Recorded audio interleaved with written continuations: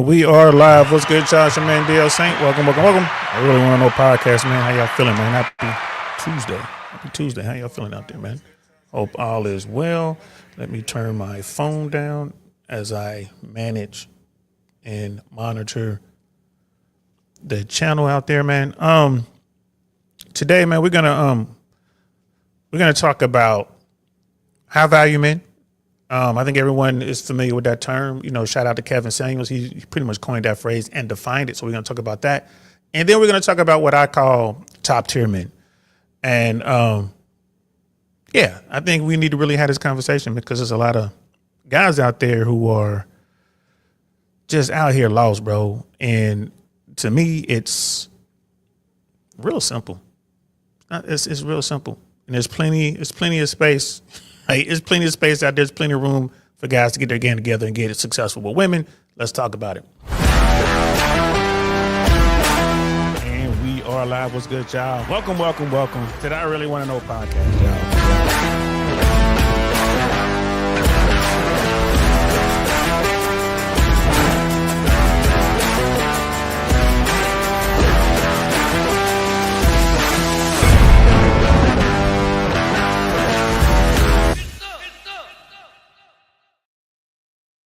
Get some indeed, man. Hope you guys are doing well out there. You know, Tuesday, the week is on its way, man. It's on the way. I hope it's going good. Brother Mandrell's in the building. What's good, fam? Good to see you. Always a pleasure to see you, brother. Shout out to all those ninja watchers out there, man. I appreciate y'all checking it out. Appreciate the positive comments and input, even the negative stuff, even the stuff that, you know, people like, man, I don't agree with what you're saying, but, you know, I like what you're doing. So I appreciate those comments as well. You can hit me on Instagram. You guys already know you can just comment on the videos as we get this, you know, as we do our thing. And I appreciate it. You guys know that if YouTube has a naughty list, and I'm not saying that they do, but listen to other folks. Allegedly, there's a list out there.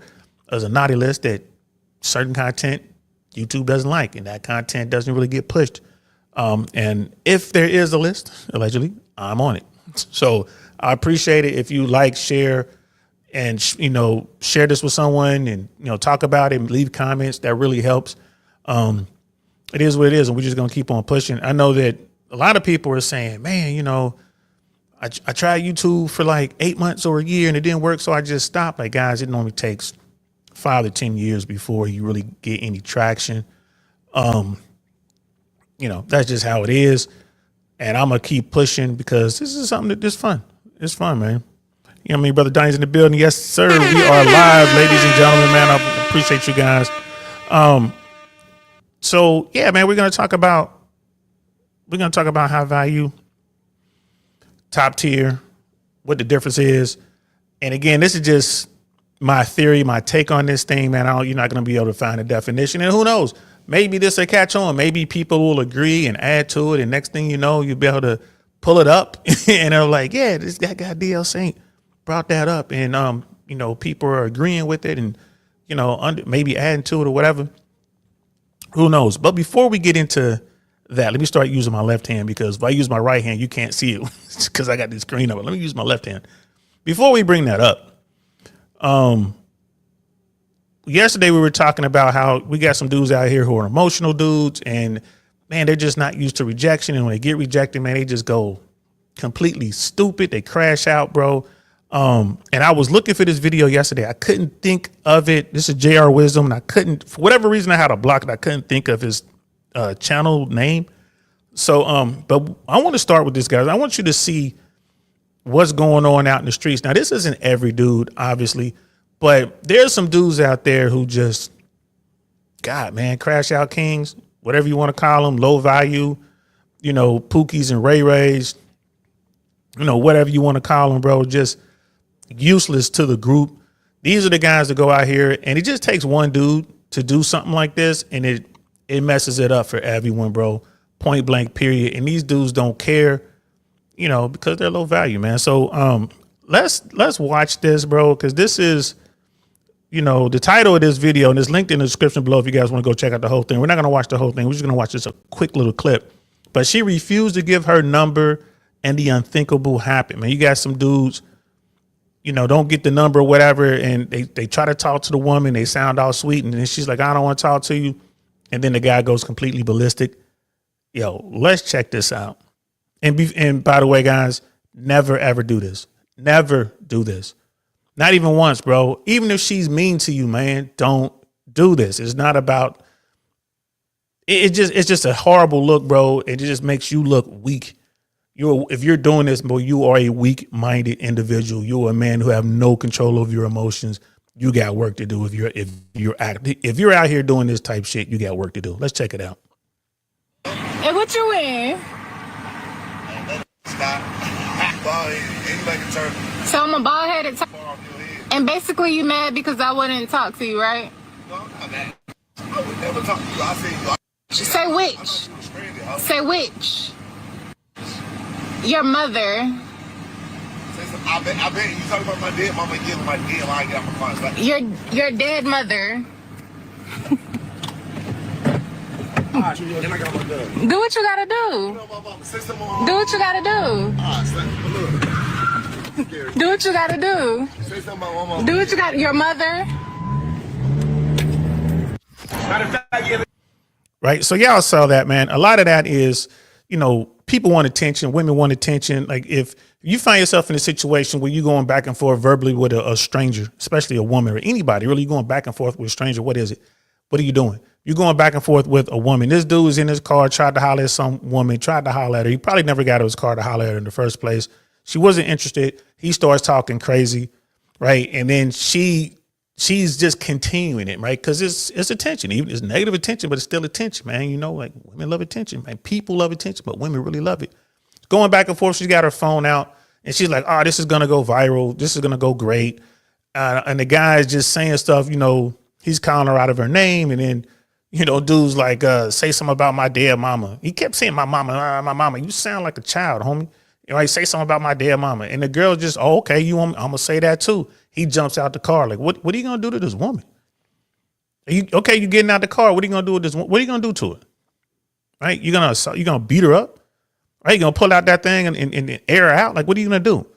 Over words, you're mad because she wouldn't give you her phone number? Like, bro, first of all, you shouldn't be asking for her phone number, man. Get her social media. But if you're out here and you acting like this, or fellas, if you kicking it with a dude who acts like this, if you out here, you got a dude on your team who, whenever he gets, denied by a woman, right? Whenever he gets rejected by a woman, this is what he does. Man, you don't need to be around that guy. That guy's a ticking time bomb. Ain't no telling when he's going to go off on you. He might go off on a female in your family. You just don't know, man. And you don't know who's with the women. This dude going all crazy, man. You have no idea who's with her, who might be creeping up behind you while you having all these words. Somebody might come up and do something to you. This is just dumb. Don't ever put yourself in that situation. Let's look at another example of this. You gotta take your phone. Take my phone.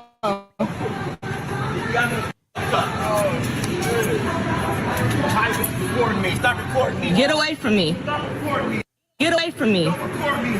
Get away from me. Don't record me. Get away from me. Record me. Get away from me. Get away from me. Get away from me. Record me. Get away Don't from me. record me. Get away from Don't me. record me. Get away You got the from me. right to record me. Get away Stop from me. recording. Get away from me. Get away from me. Get away from me. Get away from me. Get away from me. Get away from me. Yeah, okay. He calling her stupid. He doing all this, man. He crashing all the way out. She's filming you, bro. It's going straight to the cloud, man. She clearly has your license plate, right? You saw some other license plates there. I saw a California license plate. Doesn't mean they're in Cali, but they might be. This dude getting out the car acting all crazy. Don't record me. Don't record me. Just drive off, man. Don't give her. There's nothing to record if you drive away. There's nothing to record, bro. This encounter is over. Everyone's recording. Right? Zuckerberg done released those glasses now, man. Those Google glasses record instantly, bro. You don't even know if someone has on some Ray-Bans, bro, that might be a camera. Everything you do in America right now is recorded. Every single move you make is recorded, man. That's all it is. Right? And Brother Donnie's right, man. It stems from a lack of abundance mindset.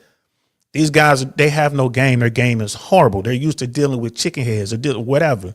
Maybe they leave with their wallet. Who knows? You know what I mean? You come off weak and less valuable in the perspective of where he stands in the dating marketplace. Yeah, this dude's at the bottom, right? We're going to talk about the guys at the top. here in a second. But I wanted to start off with talking about the dudes in the bottom. Like, if you're dealing with a guy like this, or ladies, if you go out, ladies, same thing with you ladies. You got your camera going or whatever. You want to film for your own safety, but break contact, ladies. Get out of there.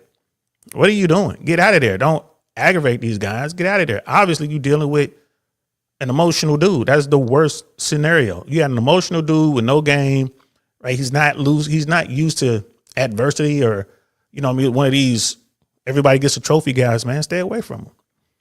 Stay away from him. What are you doing? Stay away from him. Simple as that. Yeah, okay. And she going back and forth. Yeah, okay, still talking. Like, what if dude decide to start blasting? You know what I mean? Like, it doesn't make any sense. Talking about I wish you would. I wish you would. Hit me if you want to. You on video. This is ridiculous. Hit me if you want to. From me. Get away from me. Weird. Yeah, okay. He calling her weird. okay. Talking about her hair. Okay. Get a new iPhone. You don't go to jail. You're gonna go to jail. You're gonna go to jail. That right there was just ridiculous. It's unheard of. Unheard of. Why are dudes doing this? Right. And then there's this last little one I wanted to show you guys. And make sure you go over and check out JR Wisdom. Go over there, give him a like and a subscribe. Because old boy he's doing some great work over there. Check him out, guys. Like, definitely check him out. You know what I mean? And if I'm not mistaken, he's airborne. I want to say dude was in the 82nd, man. So salute to that brother. You know what I'm saying? All the way to you, sir. Airborne. So this last one right here, this is more or less how you want to do it. If you approach a woman, if you're doing a cold approach and y'all out here doing your thing, this is how you want to do it.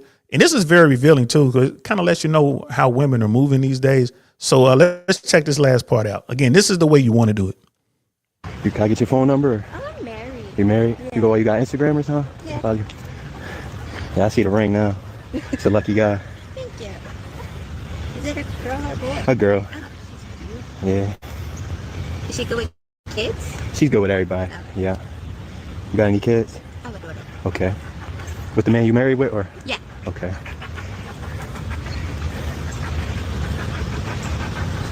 So this right here, bro, this is an example of that doggy game. They talk about, get your dog and just kind of cruise the doggy parks, or, like the wherever public areas with your dog.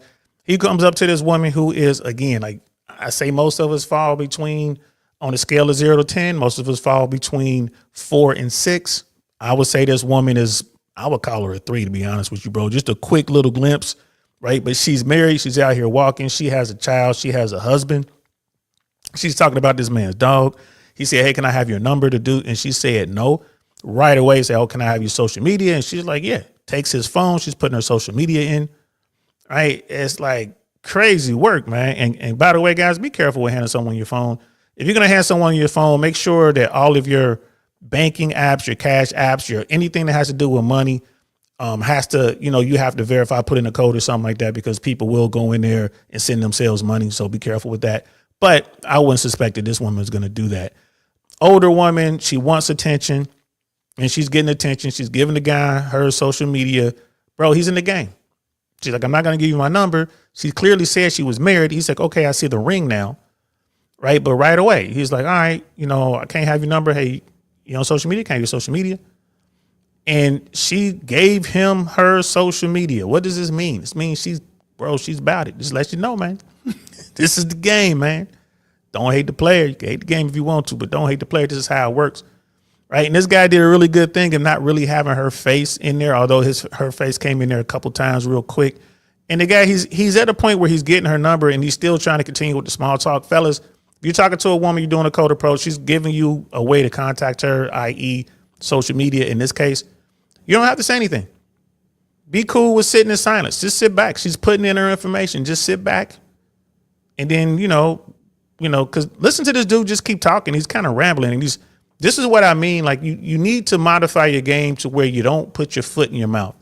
Bottom line, don't put your foot in your mouth, bro. She's giving you a way to get a hold of her. She's obviously okay with you trying to approach her. Now, again, she might just be looking for free attention, but she might actually want to holler at you. Right, so let's continue watching this. Yeah, it's weird. Okay. Girl, boy? Girl. Oh, yeah, you said that. My fault.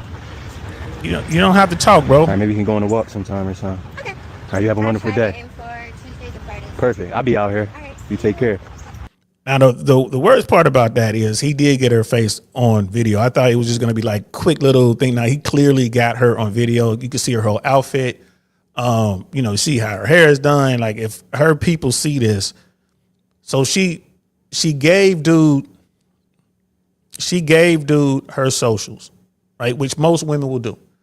So he approaches her. She stops. She talks to him. She says, I'm married, right up front. Hey, I'm married. He's like, okay. Oh, I see the ring now.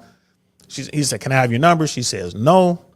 Right? She knows what time it is. Like, dude over here hollering at her, bros. Holla, holla, holla. Y'all know what it is.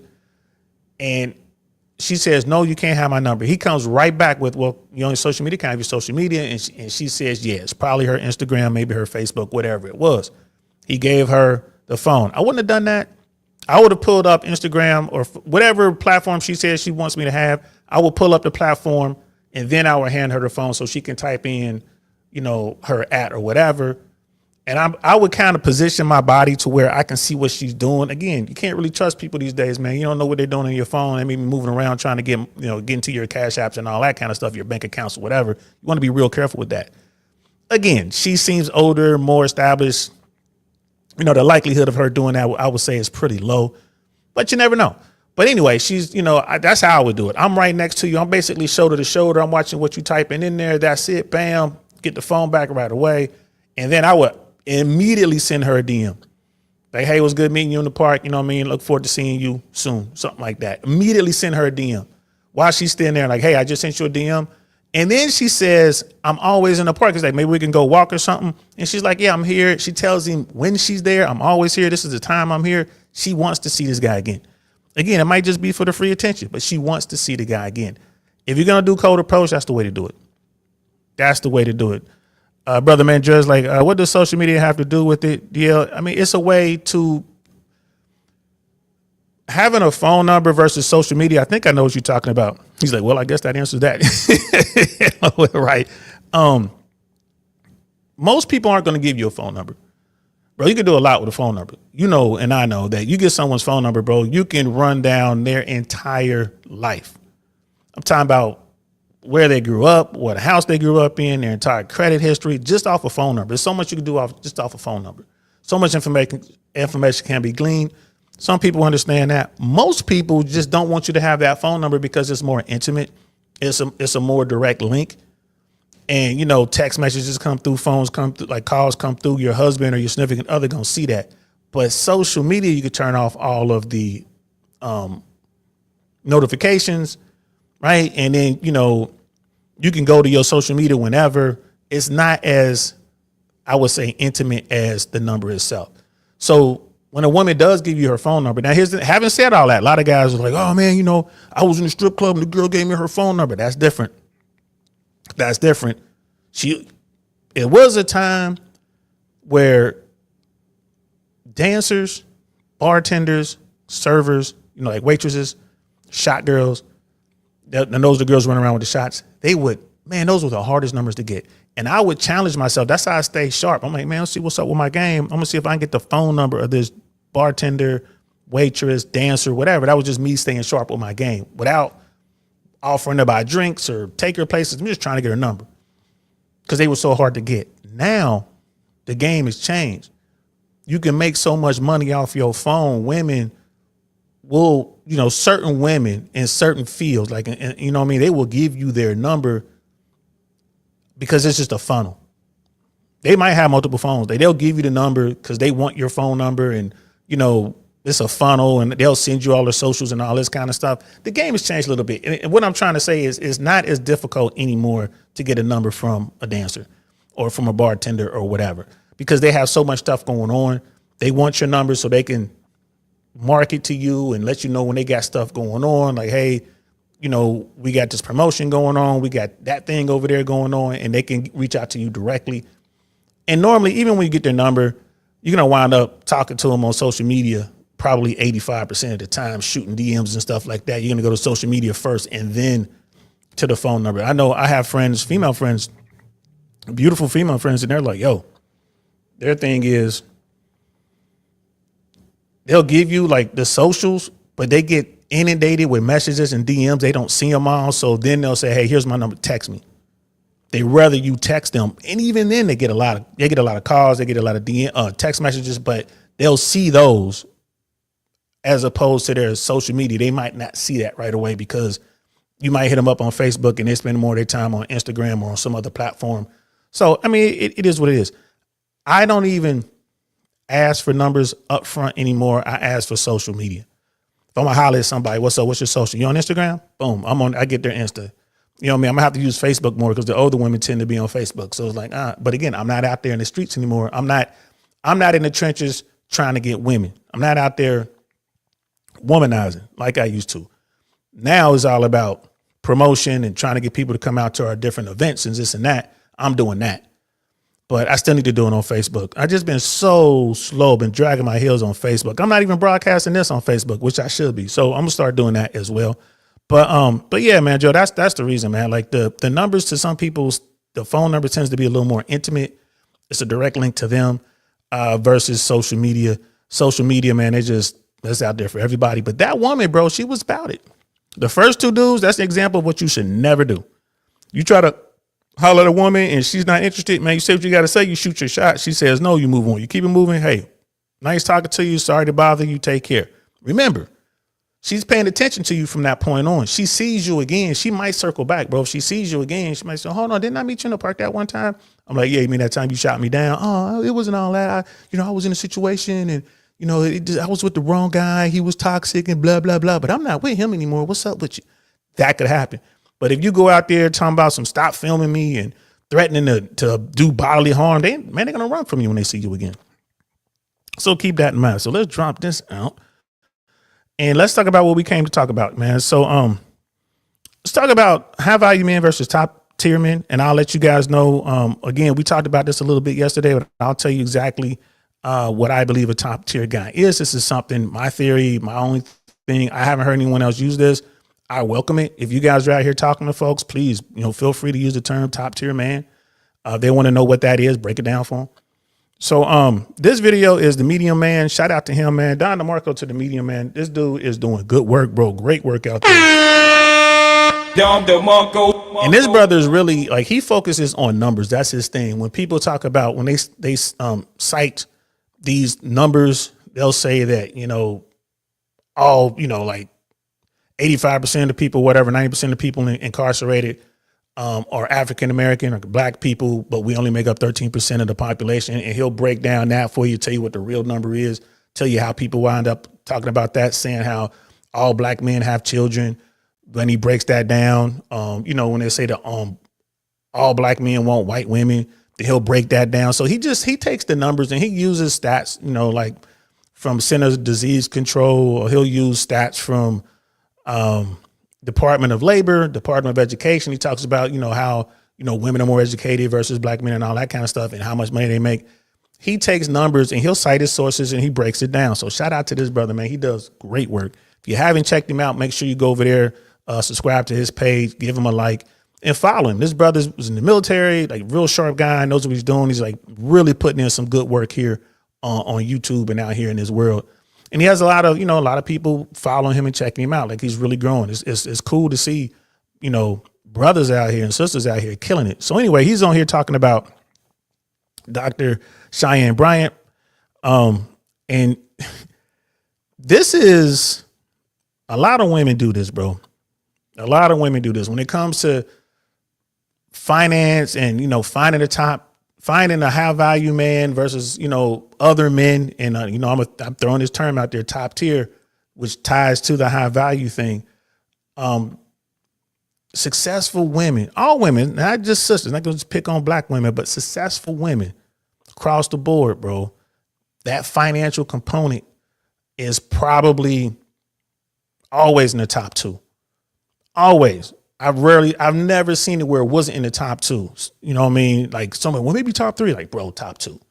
Money means something. Now, simply because you don't have money doesn't mean she doesn't see you. She won't interact with you. She won't be intimate with you, right? So the high value guys are the most sought after dudes. The high value guys, and we're going to talk about what makes a man high value according to Kevin Samuels. That's going to be in his video, so we can break that down. top tier guys are the guys who don't check all of the boxes to be quote unquote high value men, but they have a lot of women who want to get at them, either because their game is on point or, maybe it's because they're so fit, or maybe it's because they're funny. Maybe it's because they're in a band, they're talented or whatever. These guys get access to women, and women want to be with these guys. Women will even spend money on these guys. They will, try to take care of these dudes for a short term. That's the top tier guy. The high value guy, well, that's the women want to lock down a high value man, right? So, and most women can't. So we're going to definitely break these two down. Jay Swans was good, bro. I saw you just call me. What's happening? It's like, why are you doing the show about me? Which one of you, bro? He had just hit me up and I'm like, I can't even, bro, our timing be out. But I'm definitely going to call you when the show's over because we need to talk. I know you have some stuff you want to run by me. I'm really eager to hear what you have to say, man, because that meeting you had the other day, I want to hear about that. So thanks for showing up, bro. Appreciate you. So yeah, so the high value man versus a top tier man, right? And again, I'm trying to coin this phrase top tier man, which are the guys who have a lot of access from women, but they're not necessarily top tier. They're not necessarily high value. They don't check all of those boxes that Kevin Samuels was talking about in order to be a high value man. But they're killing it. They're killing it. And this is what I tell guys all the time. I'm like, to be in the top 20%, and I always use that 80-20 rule, but to be in the minority of men that women see and women want to be with doesn't necessarily mean that you have to be 6 feet or taller. You have to have a six pack abs, or you have to have, 6 figure, like making big money. No, that's not a thing. You can get on with women if you know what you're doing. If you get your game right, if you know how to handle this stuff, and you just simply run the numbers, right? It might take you might have to talk to 100 women just to get one to go out with you. But if you understand that, you're going to start talking to every woman you see. That's where that holla holla thing came from, bro. Them holla holla dudes, they holler at everybody. Holla, holla, holla, holla, holla, holla, holla, holla. Because they run in numbers. They know if they run enough numbers, if they know that they need to talk to 100 women so they can get one. It's like for every 100 women that you engage with, you might be able to smash one, be intimate with one. They understand that. So like, you know what? I'm going to continuously talk to women in the grocery store, walking down the street, when I'm checking out at the checkout line in the grocery store, when I'm paying the parking meter coming out of the parking attendant coming out of a garage, when I'm getting concessions at the theater or at a concert or at a party, like dudes are just constantly talking to women because they know for every 100 women they talk to, they're going to get to smash one. And I know dudes who literally talk to every single woman they see. You know what I mean? They just trying to get on. Right. And it's just the numbers game. So let's listen to what Dr. Bryan has to say. This is kind of like a two-tiered thing here because she's talking trash about men. And then she contradicts herself, and she's on a very friendly podcast. Like they want to talk to her and they're doing their best to help her out, but they still have to point out the contradictions. Like, yo, what are you talking about? You know what I mean? And look, Jay Swans is like, yeah, bro, talk to 100 women now. He's like, come on, brother. He's like, one shot, we out. Well, that's for dudes who know what they're doing, right? I'm past that. I need to just, keep hollering at women, and even when I was doing that, when I was doing numbers, I only talked to dimes, bro. Women I consider to be dimes, like fine, whatever. Them the only ones I really hollered at. Now, of course, if I'm out and about, it's a slow Wednesday. Of course, I had some, I had some raggedy chicks around, and ones I could call up, it's like guaranteed gonna come over and do what they got to do. Y'all know how it is. It's a slow Tuesday and you just need some chicks who's gonna flex, man. Big up to them chicks, man. Big up to the chicks to flex the best, bro. Just like Frisco said. Yeah, big up to them girls and them side pieces who flex the best, bro. So, but when I was gunning at women, if I'm gonna approach a woman, she had to be fine. She was a 7 or above. Again, the scale is from 0 to 10. 7 or above, that's the only women that I will go up and try to holler at.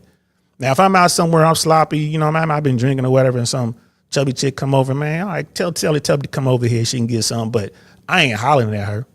I'm just telling her, like, look, you can come by the crib or whatever. So what you saying? The only way I can do something with you is I got to come to your house and we gonna do something tonight? Yes. That's what's going on here. If you with it, come on. If you're not, I got to go. People are like, damn, bro, that's pretty bold. I mean, that's the game. Like I said, don't hate the players, but you can hate the game if you want to. They can't always hit a home run, bro. Sometimes you got to bunt. Boy. Yeah, we've been there. But let's check this out, man. Again, this is Dr. Cheyenne Bryant. We're watching The Medium Man. If you haven't, please go subscribe. Check out his platform, bro. He's putting out great information. Let's get into it. I didn't say a man who was lazy or broke or didn't work, because low value men just means they make less money. They're not men that don't work. These men are educated. These men are working. These men they're blue collar men. She just said that blue collar men are low value. Blue collar men make 6 figures. Even if they make 6 figures, you are a low value man. Jesus Christ.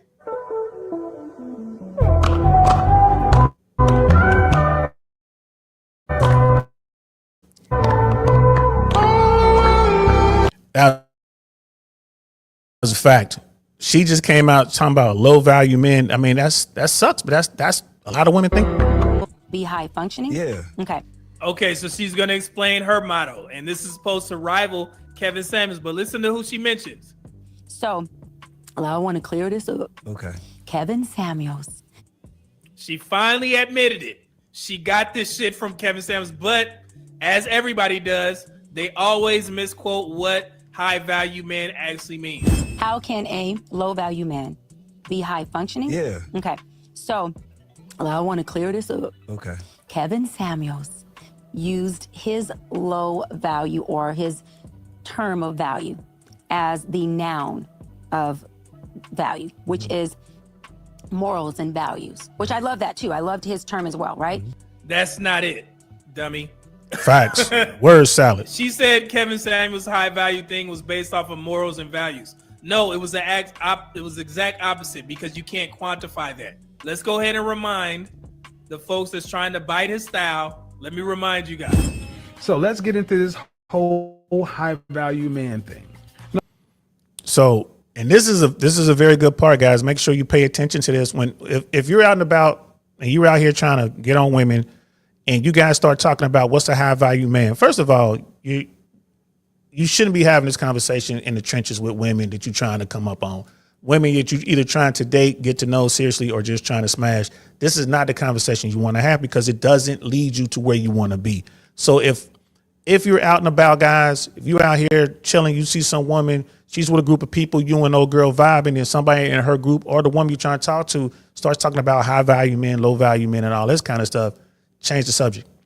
Change the subject, man. Act like you have no idea what they're talking about. This is when you want to appear to be a blue pill, beta, plugged in guy. Act like you have no idea. What's that? Let them tell you what it is. And you just say, oh, okay, just play stupid, right? Because here's the thing. Your mission is to get shorty. Either you're just trying to set up the next day, or you're trying to get her to come home with you that night, whatever. That's your mission. So again, don't allow her or someone else to mess up your mission to get you off mission. Just like, all right, I don't know anything about that. Now, it's hard for me to do, because I'll be out there. I've tried that before. I was sitting there talking to this one. This must have been 6 months ago, maybe a year ago. Little shorty was fine. No, solid 8. I'm talking to her. She's got her group off to the side or whatever. And the subject came up, and I tried to play dumb, but somebody in the group, one of the dudes, like, hold on, ain't you DL Saint? Like, fuck. You know what I mean? It's like, yep, that's me. He's like, yeah, DL can tell you all about it, man. Tell him about what's a high value man. Tell him all about it. Tell him about the 304s. Tell him all about it. And this dude in his mind thinking, we finna get on now. We got DL. I'm like, bro, you just screwed this up. There's no way I'm gonna get on little shorty right now, tonight. This was going good, but there's no way we're gonna have this conversation. It's gonna fare well for me right now. It's not the time or place. But this guy made it the time and place. And once the mission, went tits up, then it was like, yeah, let's talk about it. I stopped. I'm not even trying to matter of fact, I didn't even get her. I didn't try to get her information. I didn't get her social, nothing. I was just like, whatever. Said what we had to say. The conversation was decent. It lasted about 45 minutes, and then I was out of there. It's like, okay, it's time for me to break contact. Cause I'm like, dude. And the guy was just, in his mind, he was thinking like, yeah, dude, let's talk this red pill stuff. Yeah. I'm like, bro, you stupid. You know what I mean? Remember on the Martin show on Martin when Cole would say something dumb as hell and Tommy just looked at him like, Cole, you stupid. That was that was what it was. But here's the thing. Once the mission was compromised, it's like, all right, well, might as well go ahead and do this, and then I'm out of here. And I broke contact and I was out. I left. Now, is there a chance I could have maybe worked it out with Shorty, smooth things over? It would have taken way too much work, in my opinion. It wasn't worth it. She didn't like what we had to say, but she was very, she's very reserved. She listened to the information and she nodded and she's like, okay, I can see that. But this part, I don't, it got into child support. And that's when she really got uncomfortable because she was one of the women who really benefited from the child support system, the family court system. Right. And, when I was saying what I say, I'm like, look, the system is evil. Like you have to take your child away from the other parent in order to maximize the money that parent has to pay. And of course, that's what she had done. And she was getting, good money from dude. She didn't like any of that. And it was a wrap. It was a wrap. So dude, whoever you are, I forgot the dude's name, whatever, silly, low value dude, whoever you are, bro, just so you know, man, you messed it up for me. And maybe he did it on purpose. Maybe he's a hater. Who knows? But anyway, Kevin Samuels is about to define what it takes to be considered a high value man. Let's check this out. Number one, in order to be a high value man, it starts with money. Again, like it or not, I didn't put the 6-figure thing out there. It's been with us since the mid 80s. And like it or not, that's where this whole thing starts. You can't be high value and homeless. So you have to make a certain amount of money. And the line is roughly at $10,000 a month adjusted for Atlanta dollars. If you live in San Francisco, LA, New York City, where the cost of living is higher than 100%, you need to adjust it. So $10,000 a month gets the starting point off for high value. Don't shoot the messenger. I'm just giving you what the world gave me. That money needs to be made. That $10,000 a month, like you said, you got to adjust it for, locality. You have to. $10,000 a month in Atlanta versus $10,000 a month in Tampa or Cincinnati or Fayetteville, North Carolina. Bro, it's huge. $10,000 a month in Tampa, even now with the prices being really inflated, that's really good. That's really good. Right? $120,000 a year in Tampa is really good. And right now, especially now, with the real estate market taking a turn, with the, the economy in Tampa really correcting, it's like severe correction on the way right now, bro. If you sitting on cash and you got that kind of money, you about to get yourself some really sweet deals down here in Central Florida. But $10,000 a month in LA, it's not going to go that far, fam. It's not going to go that far. The equivalent would probably be, in my opinion, $225,000, maybe $300,000 a year in LA. Right? Probably all of California. I think San Francisco Bay Area might have been a little higher than that. San Diego might be a little lower than that. Sacramento, Jay Swans is in the chat. I think he's still here.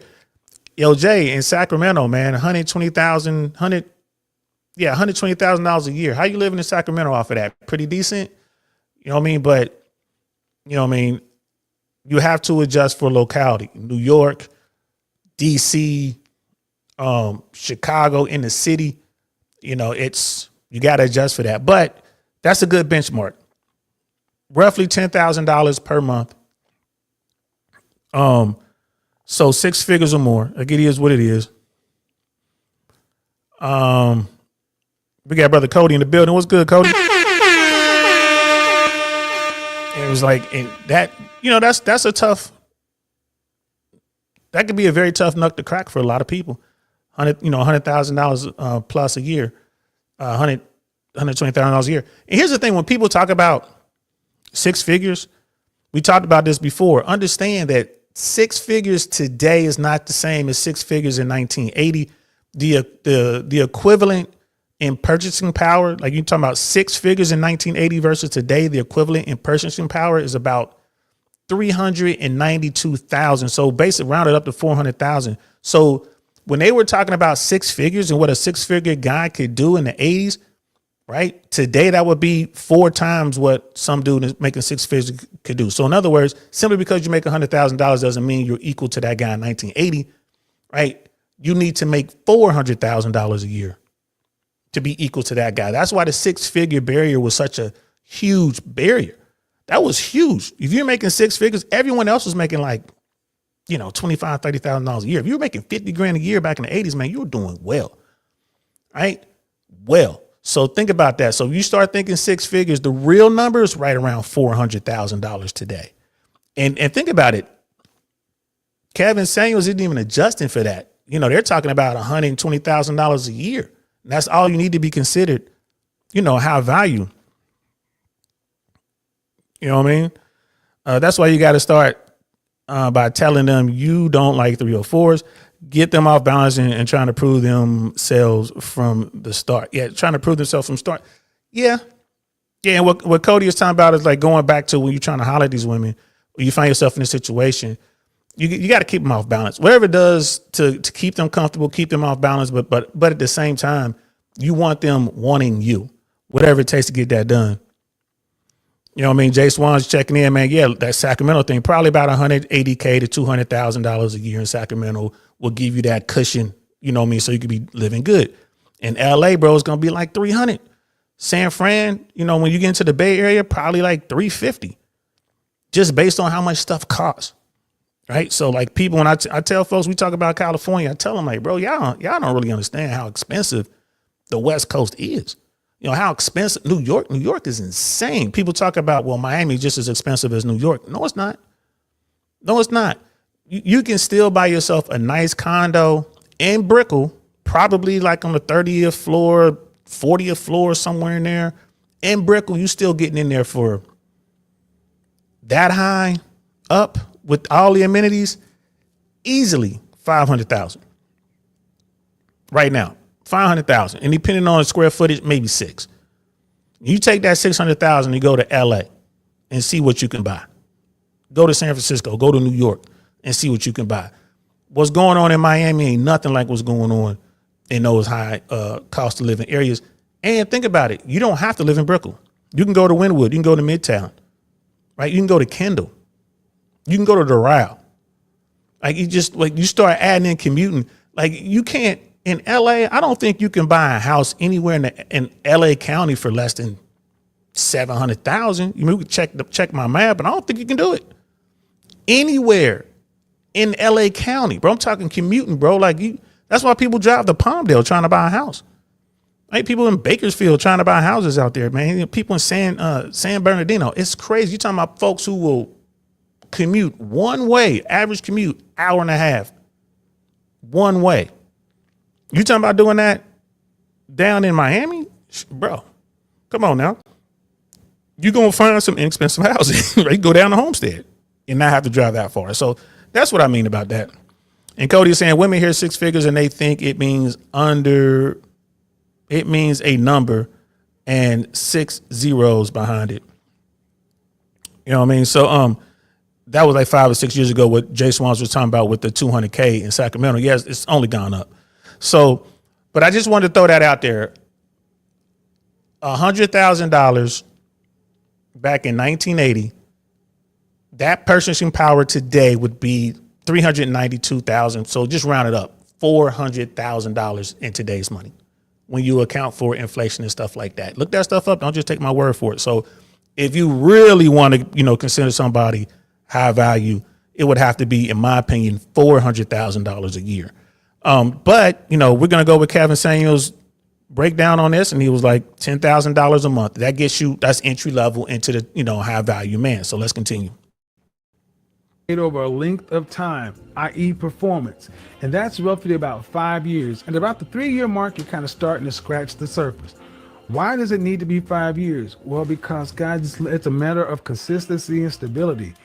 Look in the NFL, the NBA, anybody can have a great season, but having a great season does not automatically mean you're going to the Hall of Fame.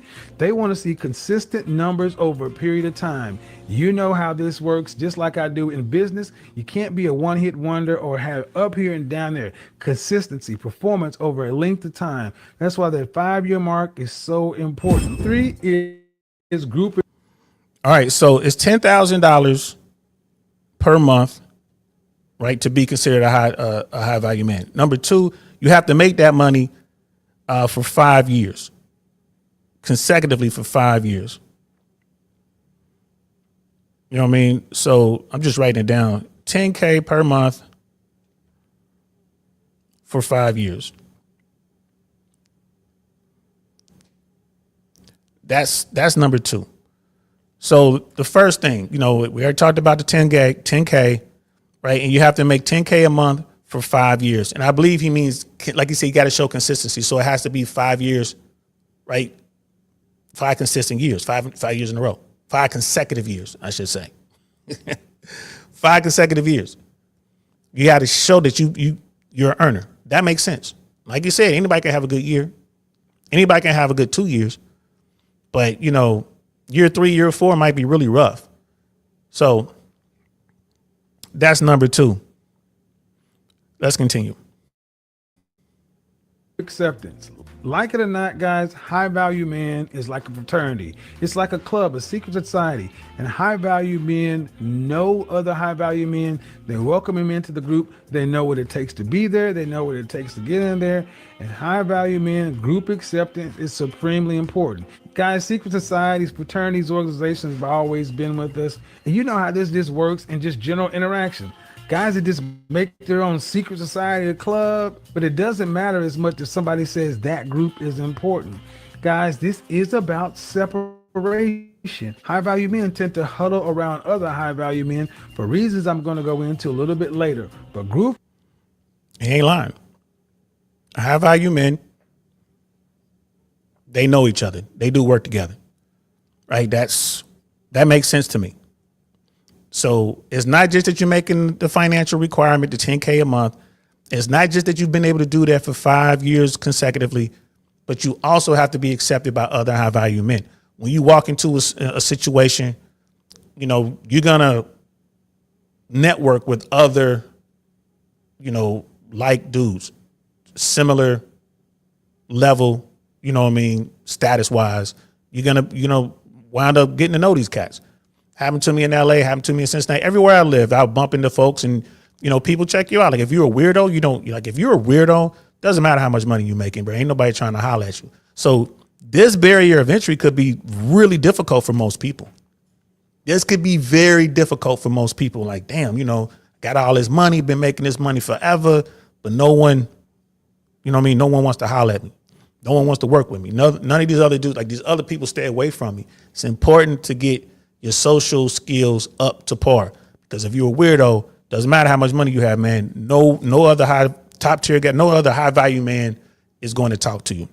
I didn't mean to say top tier. No other high value man is going to talk to you. They're not going to deal with you because you're a weirdo. Now, other people, the lower tier people, they're going to want to holler at you and they're probably just trying to get your money or try to use you for your money so they can do something that they're doing. It might not even be nefarious. They might just be like, hey, this guy's a weirdo, but, he's worth, $50 million, $100 million. I'm pretty sure he'll invest in this and get this done. Right? It could be that. But it's just business, and they're not going to, let you hang out with them. They're not going to bring you around. Why? Because you're a weirdo. Let's continue. acceptance is another critical component of being a high value man. A network. You have to have a network of other high value men and others. This is another stumbling block for a lot of guys, for a lot of people, because they may have the money, even the length of time. They may look like they fit the group, but if they don't even have any other high value contacts or network, a group of others, that person is going to be looked at with a side eye. Think of it like this.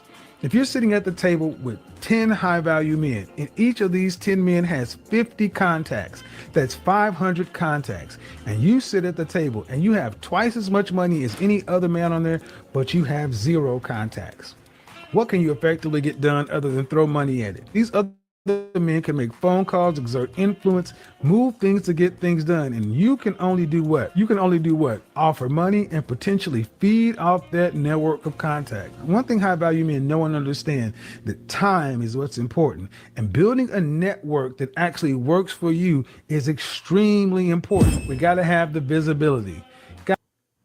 And when you look at the being accepted by other high value men, like being accepted by the group and networking, a lot of people would just say, well, that's the same thing. Isn't that the same thing? It's like, no, not really. No, not really. You know, the network is access. You have access to people, right? One of the things that makes me important in any group that I've ever been in is the fact that folks can call me and they know that I can get a hold of other people or I can make things happen for them because I have access. Like right now, you can send me a DM or, you know, you can hit me up and like, yo, Saint, I got this idea for a movie. I got a script, but I'm no writer. I mean, I just, you know, I chat GPT'd it or whatever. I used AI, came up with a very basic script. Do you know anyone who might be able to help me, you know, punch this script up, like get this script up to par?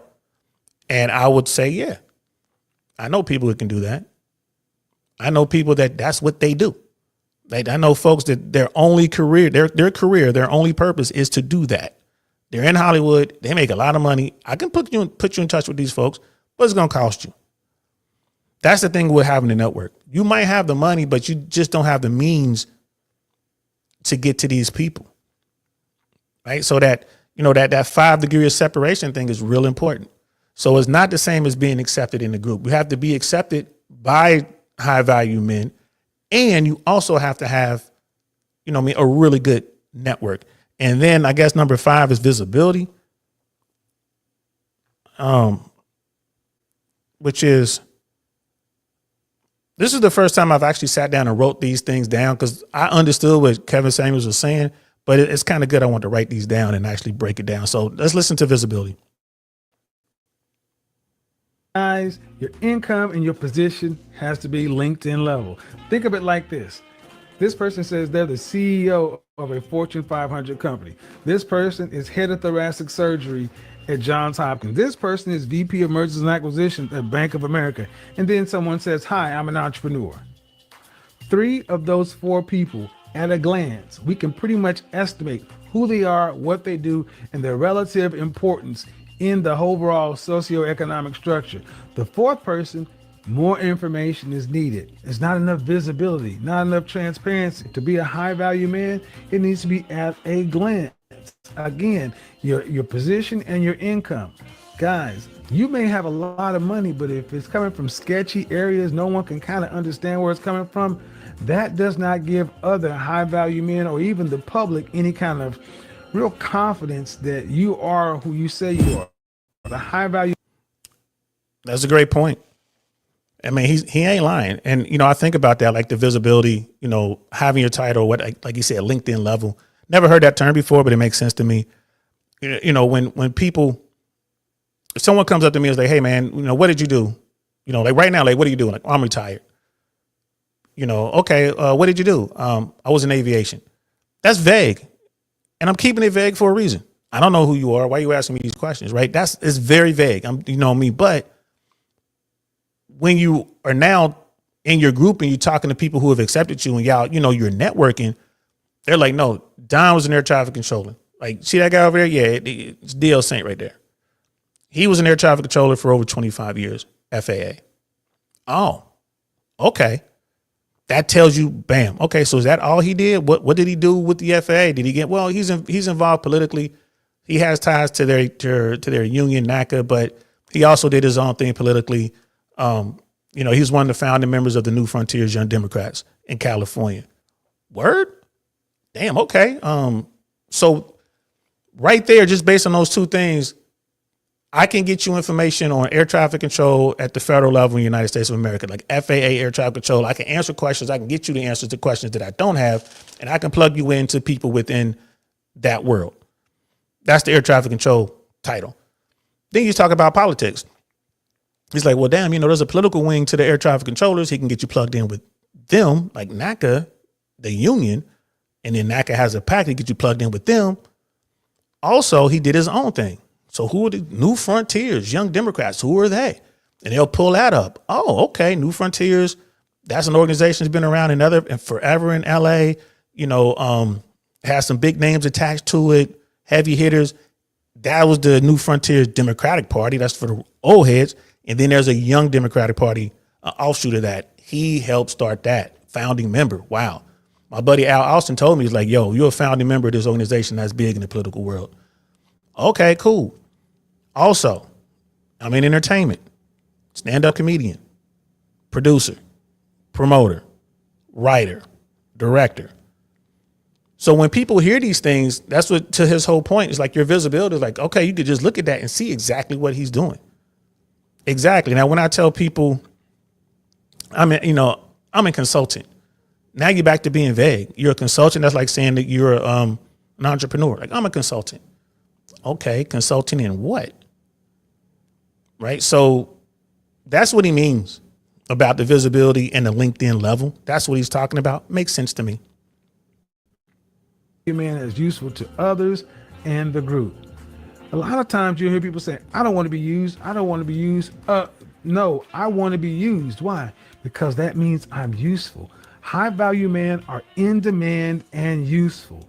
Their presence is felt when they're there and their absence is felt when they're gone. That is how you know you're really a high value man. That was Kevin Samuels' definition. And there you go. 6 points right there, man. Got to be useful. Boy, every one of these boxes are really important. Utility, being useful. There's a lot of people that tell you, bro, like, I'm useful. I'm useful. Not to blow my own horn, just want to use myself as an example. I'm useful. As we're doing something, you can bring me into something. Let's say that you're having some event for work. Like, you've been tasked by your higher ups to do some sort of mixer. And you're like, man, you're a high value man. It's like, bro, I don't know how to do this. I've been so focused on my world, whatever my, title is, whatever my job is. I've been so focused on that. I don't know how to do this. You can come to someone in your group and it's like, you trying to put together something. Like, how big is this? Like, man, this means a lot to me. If I get this right, this can really help me move up the ladder. If I get this wrong, this kind of really hurt me. And they want you to put together some sort of event. Yeah, they want to have, maybe some entertainers there. They want it to be entertaining, but they want, you got to have refreshments, just the normal event stuff, bro, like a corporate event. I don't know what to do. I got a budget. Like, yo, you need to talk to Saint. That guy could get you probably anything you need. Like, what do you want? That guy can get you comedians. He can get you local comedians who are funny. If you have enough money, he can get you, famous, known comedians, and you're going to pay his rate, not the highest rate. Really? Like, yeah, man, that's what he does, man. He'll come in there. He'll show you how to set everything up. He can help you with security.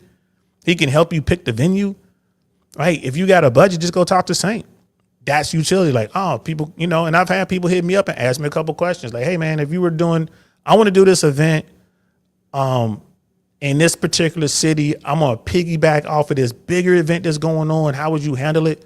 And this is how I make a little extra money on the side. People come to me and I'm like, well, yeah, it's $100 for me to sit down and talk to you for an hour. They pay me $100 and I sit down and I'll give them my take on what they have going on. Like, I would do this, this, and this. And then that might lead to, well, I have a budget of X. Can you help me come in and get this stuff done? Because I don't have the time to make the calls, to get the verification, like to get the venue. I don't have time to take those meetings. Can you do it? Sure. But, now we're well above $100 an hour. Now it's a project fee. Like, I could take on this project for you, and this is how much I charge for projects of this caliber. This is what it's going to be. It's going to be this much plus expenses. And, some people are dealing with, they got real big budgets. And they're like, bet. It's like, no, here, let's sign it. I'll do that. Here's your money. You pay me up front at signing a percentage. And then, we do the rest as we go. Like, once I get this sorted out for you, you pay your next chunk. Then we get this sorted out for you. You pay that next chunk. And then the final chunk will be due 2 hours before the event begins. And, for me, it's nothing. I love doing those sort of things. I love it. Now I sit down and ask them all the questions, take care of stuff. And a lot of people think like, man, just putting together this event, that sounds easy. Man, it's a lot of work. It's a lot of phone calls, right? It's a lot of planning. You know, it's you got to have the money ready. You're going to have to deal with folks. Like if you're going to have this event in a hotel, you got to deal with the hotel. You got to deal with managers of artists. You have to, bring a band in, okay, is the hotel going to take care of catering? If not, you got to take care of that, bro. It becomes a thing, but that's part of utility, being useful to the group. When people that's why he's in the group. If you got something going on where you have a high profile person that's gonna come do a speaking gig and you need security, there might be somebody else in the group who can handle that. You might have someone like Brother Mandrell. Mandrell's former Green Beret. You got some security concerns or whatever, he can take care of that. Or if it's we want to train up on self-defense, we want to get trained on weapons. Yeah, definitely talk to Mandrell. He can take care of that. That's being useful to the group. Right? And speaking of Mandrell, there is right there. All those are facts, man. It's like being useful. What's wrong with people who don't? Some people just don't understand that. You're getting into a level where we're beyond punching the clock. It's not a 9 to 5 kind of thing. Now we're out here, we're in a world where you got to perform, you got to produce. So those are the things. The 6 things that Kevin Samuels says you must have to be considered a high value man by his definition, right? Making $100,000 a year, 6 figures, it's about roughly $10,000 a month, for 5 years. Right, that's number 2. You got to be you're making $10,000 a month, but you got to make $10,000 for 5 years or more. Accepted by other high value men. Right, you got to be accepted by these guys. They got to know who you are, and you're part of their group. You have to have a network, an effective network, not just them, but you have a network outside of that group, which makes you important. Visibility, LinkedIn level. You have to. People got to be able to look at your LinkedIn, like you're doing a proper LinkedIn, or you have the qualifications when they come and ask you, bro, I'm not just an entrepreneur. I'm not just in aviation. I do this. I'm not just in entertainment. I do this. Right. So that's what he called it, the LinkedIn level. And then there's utility. So those are 6 things that Kevin Samuels says you must possess in order to be considered high value men. Now, top tier men. Right? What am I calling top tier guy? Obviously, just the 6-figure part. I think in America now, I think the number went up. I think 20% of Americans, all Americans, 20% of Americans earn 6 figures or more in today's world. That includes married men, gay men, women, all that. So I think it went up. It used to be 14, 50%, but I think it went up to 20. So that's fine. 20% of Americans earn $100,000 or more a year. Cool. That means 80% don't. Right? So that right there, the financial component, that's going to disqualify a lot of people according to this to be a high value guy. But what if you're a guy out here and you possess 4 of the 6 qualities? Does that make you a high value man? Not according to Kevin Samuels. You got to possess all these. The top tier guys are the guys who might possess some of these, but not all of these qualities. But they're still highly sought after by women. What sets the high value men apart from all the other men is these are the men that women want. Right? Generally speaking, if you got these 6 boxes checked, then women gonna want to holler at you. But there are guys out there who do not have these 6 boxes checked. Not all of them. Right? But they're still real good with women. That's where your physicality comes in. Like the guy's handsome, got the jawline, got the V taper, got the 6-pack, he works out. That dude's going to be able to get women. Right? Women are going to chase that guy. Look at the Tinder swindler. That dude didn't have no money or nothing. He was just out there selling the dream to these women, and he was just swindling these women, right? He didn't have any of those things. He didn't check any of those boxes, but women were after him. Women were investing in him. They were spending their money on this guy. Yeah, he was lying to him, but he was highly sought after by women. Wasn't 6 feet or taller. Didn't have that V taper. Didn't have a 6-pack. He just flying around in private jets that other women are paying for, wearing expensive clothes that other women are paying for. He's swindling these women out of money because he presented himself to be like the prince. He's riding up on this you know what I mean, white horse, or in this case, flying up in his private jet. And these women just fell in love with the dream. And they thought that he was it. And they were just, oh my God, he said he was going to buy us a house in London. And I just have to give him some money because he got attacked by some people and he's in trouble. I got to send him money. I mean, that was nasty work, but hey, that's what he did. He ran his game on these women. It worked for a while until finally it didn't. But he was not a high value man. He didn't have any of those things. But he had a lot of women that wanted to holler at him. His game was just on some craziness. That's, to me, a top tier guy. Top tier guy is a guy who might not necessarily check all those boxes, but boy, oh boy, women want to holler at him. Right? Top tier guy is a guy who meets a woman and within a matter of days, he's living in her house. So he doesn't have to pay rent. She's buying food. She's paying for entertainment. She's completely in love with this guy. He in there smashing. Right? He's getting money from her to go do whatever little things. She's going off to work every day. He's at home saying he's working, but he's just at home doing whatever. Right? Top tier dudes. Does that tend to work out? Nah. Are women going to marry that guy? Most don't. The con doesn't last long enough. At some point, she's going to figure out this dude don't have any money. Right? Some of these top tier guys, they sell a dream or whatever. Then you have the kind of top tier guy who's just like, bro, I'm good in my world. I'm good in my life. I'm out here. I know how to holler at women. And, you know, wherever he goes out, these women are like, whatever. Now, this guy, he ain't lying to her. He meeting her. She likes what she sees. He takes her out to eat every now and then. Maybe he cooks for her at his crib. He has his own place. Maybe he's renting. He has his own place. He has his own car. Right? He dresses nice. He's not wearing designer. He's not wearing timepieces and all that kind of stuff. But he's got game. He's hollering at her. She likes it, whatever. She has a good time. She comes over. He smashes. He goes over there. They get into a relationship, but she believes that this guy, just based on the way he looks, and maybe he has that network and maybe he's useful to the group, but he doesn't make $10,000 a month. Right? He doesn't do that. And certainly he hasn't been making that for 5 years. Like he's making maybe $70,000, $80,000 a year and he's happy. Right? That's a top tier dude because he's highly sought after by women. A lot of women don't want to accept the fact that men, the guys at the bottom, they hold the top tier guys and the high value guys, they hold them in high esteem because they can get sexual access from women. It's really hard to do that. It's really hard to do that.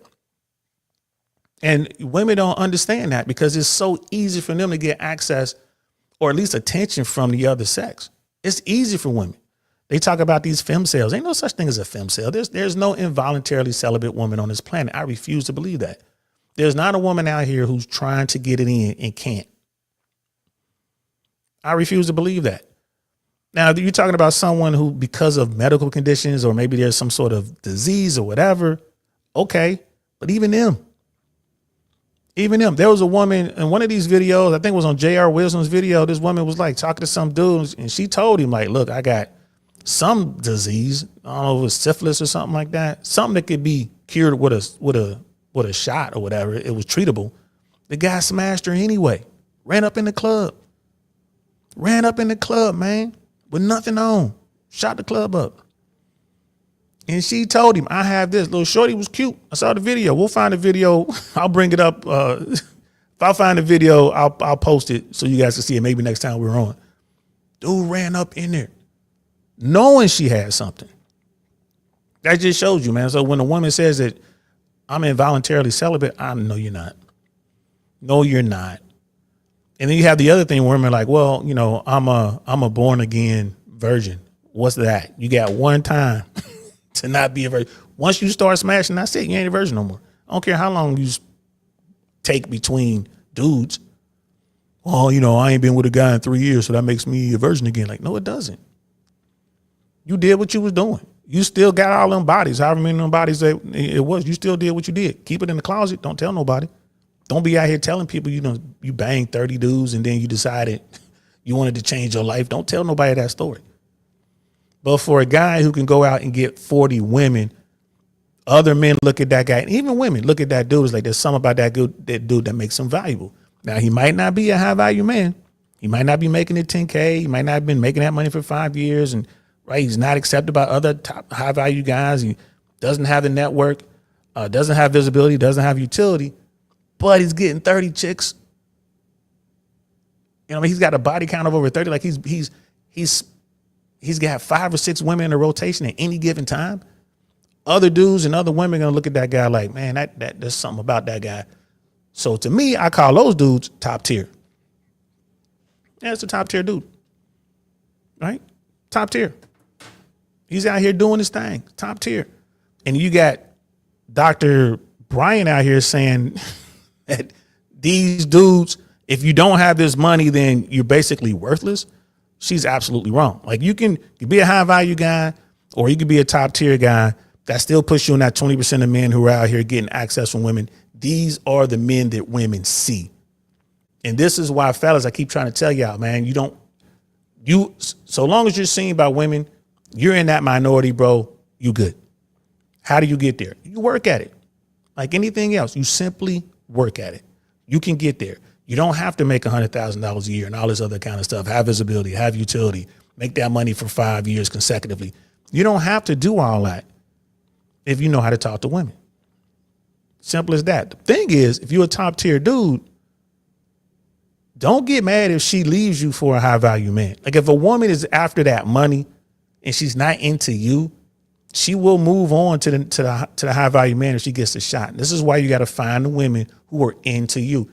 When you find that woman who's into you, bro, she's really into you. She believes you're the best that she can get. She don't care about all that other stuff anymore. She's into you.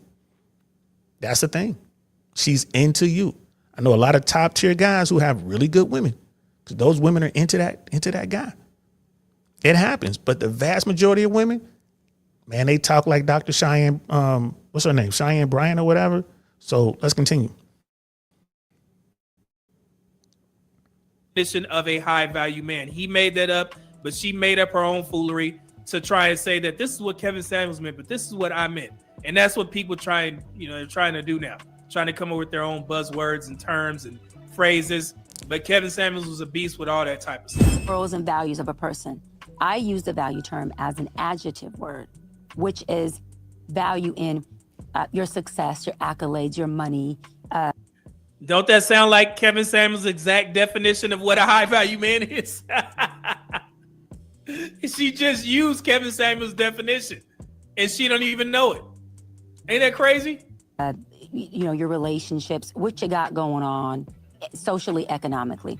Mm-hmm. So when I say a man can be low value, that just means that he doesn't make a lot of money. His economic status isn't high. He's not. So you're a low value man if you don't make a lot of money. You reference Cam as a high value man with a low value, I guess, just a low vibration. Low functioning. Yeah, low functioning. Very low functioning. So what is your definition of high value? Because to me, it just sounds like high value to you is like superficial stuff. High value just means that it's pretty much like you're making a lot of money. High functioning just means that this man has emotional intelligence. He has ability to regulate his emotions. He has ability to sit and create resolve with us and not bring in more impairment into our conversation. The reason why she put that in there is because that was what detractors used against Kevin Samuels' high value pillars. Because they used to say, well, it doesn't say anything about a man's character. It doesn't say anything about a man's emotional intelligence because you can't quantify those things. So she's trying to add that to make it better so people can, gravitate to her saying. So she's saying a high functioning man has emotional intelligence, knows how to speak, doesn't rock the boat. And then a low value man is somebody who doesn't earn a lot of money. So if you're a high value man, that means you earn a lot of money, but you can also be low functioning, which means you don't have emotional intelligence, so on and so forth. So what I gather from Dr. Bryan is she's saying that she's looking for a high value, high functioning man. And remember, this woman is supposed to be dating some dude for 5 years. How would y'all feel if the woman that you was dating for the past 5 years was going on everybody's show talking about the type of man that she's looking for? And that's the point. So she's looking for a high value man. She's got a dude. She's been with this dude 5 years. That's a top tier guy. She's got a top tier guy. He probably checks 4, maybe 5 of the boxes to be considered a high value guy, but she doesn't want to commit to this guy because she deserves, in her mind, I need a dude that makes as much money or more than me. He's trying to be with her like, yo, I love you. I want to be with you. I'll do everything I can for you. She's like, yeah, that's all good, but you ain't making enough money. But he's smashing. He in there. That's a top tier dude. That's a top tier dude. He's not a low value. He's not a Pookie or a Ray Ray, right? He ain't out there, you know. And it sounds like this dude is committed to just her. Foolish, but hey, that's what it is. I consider that a top tier guy. That's a top tier dude. She is with him. She claims him sometimes, depending on what, you know, platform she's on. But she's got this dude she's been messing around. You know what I mean? Like, she's got him over here, her safety card. She's not able to lock down a high value man. And eventually at some point she's going to be like, all right, I'll just be with you then. But she doesn't like it because he doesn't make the kind of money that she makes. Listen, she's going to talk about it. Ain't that crazy? Like, you be like, man, I'm at home right here. You going on show somebody, I'm looking for this type of man. Tell me this. So would a woman prefer a low value, high functioning man? Is that something you would prefer? A woman? No, I'm speaking to you. Oh, me. So if low value, no money, high functioning, emotional intelligence. Here we go. choose between a high value, low functioning, right? Or high functioning, low value man, I would take the low value, high functioning. You would? I have to have a man who loves me, supports me, who understands intimacy, not. So she just said she would take the low value, high functioning man. That means that the man can make less money, but she's more looking for the man who is emotionally intelligent. You heard that, right? Here we go. Just sex, who can hold a conversation with me, an intellectual conversation, who can be transactional and relational with me, who, when my strong opinion gets strong, he can sit in the discomfort of that. When his strong opinion gets strong, I can sit in that discomfort and still make him dinner. I can still make sure daddy has what he needs in the morning for work. I can still make sure that he is well taken care of. You still respect him like a high value man? Yes. Okay. So at this point in your life. Now, let me be clear. I didn't say a man who was lazy or broke or didn't work, because low value men just means they make less money. They're not men that don't work. These men are educated. These men are working. These men they're blue collar men. I mean, she's tying herself in and not trying to say what she's trying to say. A low value dude is to me, that's a brokey. That's somebody living on his mama couch, right? That's a leech. He ain't trying to do nothing. That's a low value dude. Right? That low value dude might be out here smashing chicks.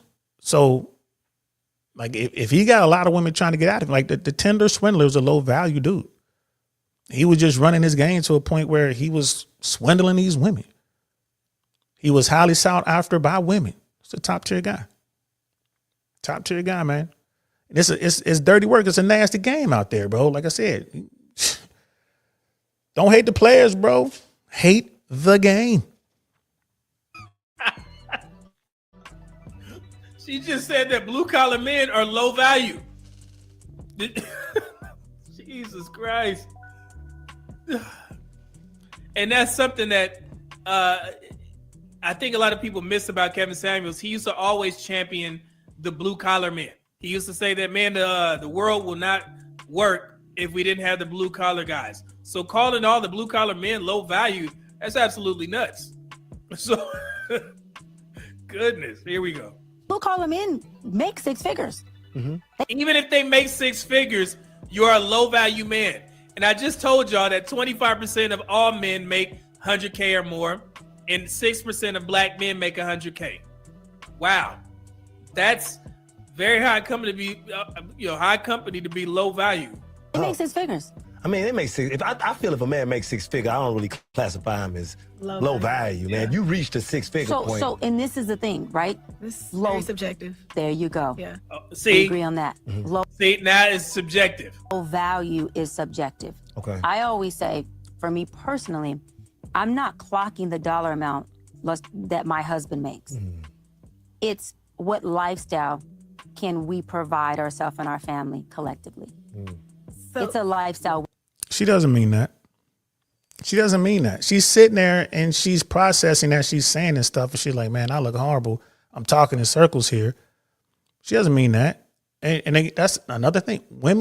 Most women, a lot of women, I can say most, a lot of women, man, they just don't want to have to financially be the alpha. They don't want to be the provider. Most don't. They don't. It is what it is. And a lot of these women is like, you can choose happiness, right? And you can pay for all this, and this guy loves you, and it's going to be perfect. He's going to protect you, and he can't really provide the way you want it to be provided for, but he can provide the necessities.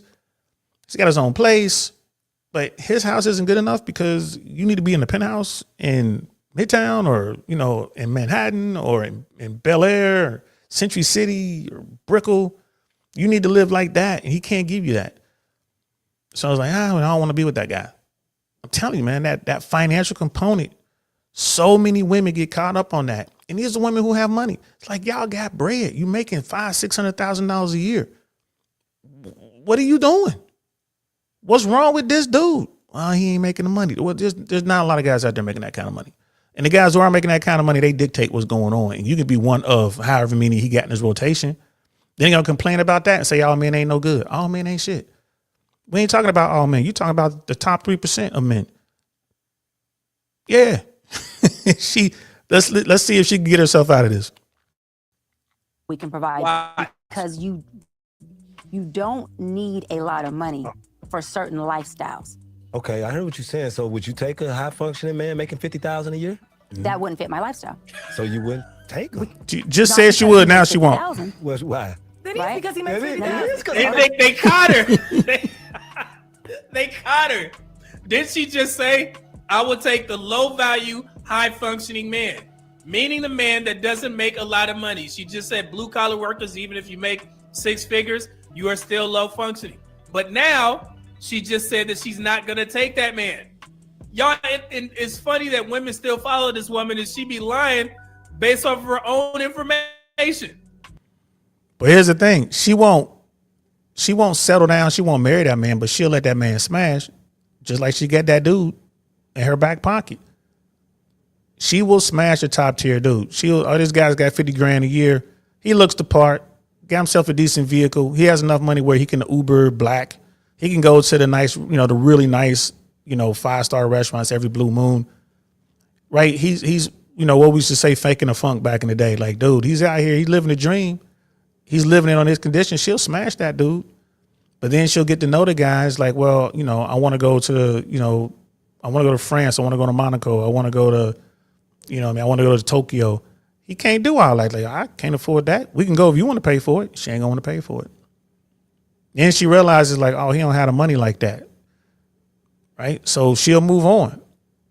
But she'll circle back to him every now and then. So he's still smashing. Again, that's a top tier dude in my book. You smashing chicks, you got the ability to smash chicks, that's top tier. She just literally lied and they caught her. That's crazy. 50 high functioning. It's not the judgment of the dollar amount. What is it's it? because of where I'm It's at not in the my judgment lifestyle. of the dollar It wouldn't amount. be equally yoked. It wouldn't be yin yang for me. Now let's just say. So that's the reason, though. That's the Dr. reason. Cheyenne, because you said you wouldn't take him if he made 50,000. It's not about judgment. It's about the fact that you It's just about can't like, pay you for can't- what you need What to I'm pay saying for, is, right? if a woman is in the space where she's making $80,000, and this man can add to whatever her lifestyle is, and he makes 50,000, for her that is conducive. Y'all see how important it is, this financial component? You see it? A lot of women think this way, bro. A lot of women think this way, and it's more important for them to satisfy that financial component than it is to be happy. Cheyenne Bryant, she's older, whatever. For her age, she looks good. But the high value guys ain't gonna mess with her. She's too old, too opinionated. Right? Why would they deal with her when they can deal with the 20-year-old version of her or the 28-year-old version of her or the 30-year-old version of her? I don't even know how old she is. If they could get a younger version of her, why wouldn't they take that?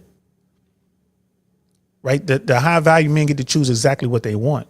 The top tier guys are like, I'll mess with you. I'll take you in. I'll take you on. What's up? Because he ain't got nothing to lose.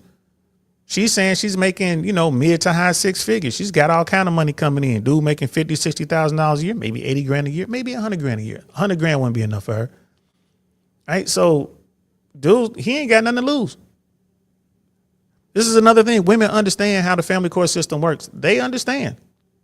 They're the ones with the money. If this goes sideways, if there's a divorce, they could lose half their stuff. They understand this, right? Plus, they don't like the fact that they got to take care of their dude. Some women do. Most women don't want to do that.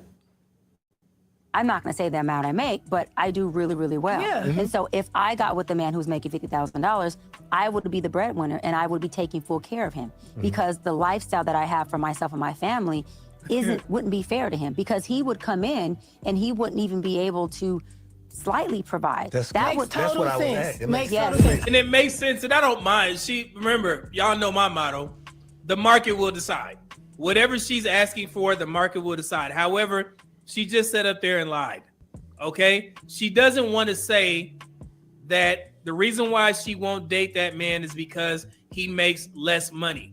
Because she understands how social media works, and this is another example of her trying to win at both ends.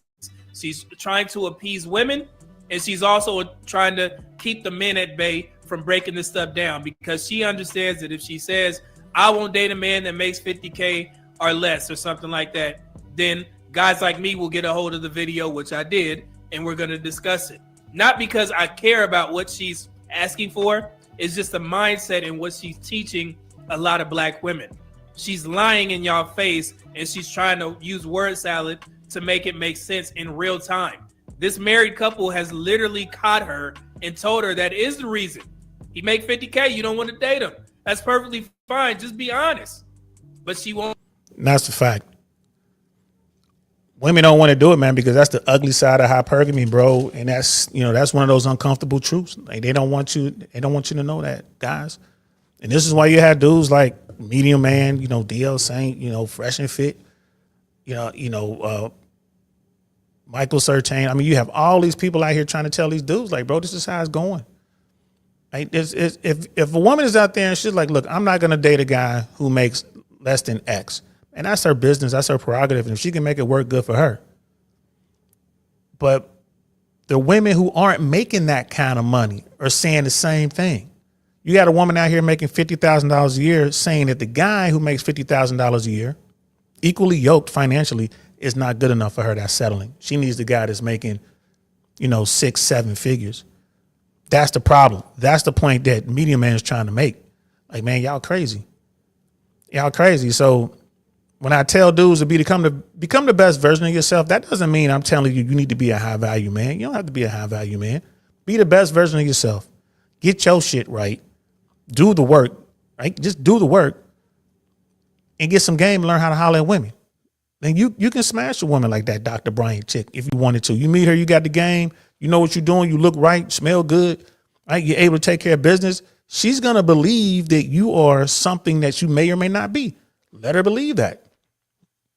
It's gonna take her time to figure out that you're only making $50,000, $60,000 a year. It's gonna take her time to figure that out. But by then, you done smashed a couple times. She done took you out and paid for lunch and paid for dinner. Right? You done met her somewhere like, oh, okay, I can come to Atlanta. Oh, you got an event in Atlanta? I'll be in Atlanta. I'll come check you out. She's thinking you got it like that. She's like, oh my God, I got one. By the time she figures it out, you don't care. And she's just in your rotation. You moving on. This is why it's important, man. You got to keep your emotions in check. Don't fall in love with a woman like that, because the minute she realizes you don't meet her financial requirement, she's leaving.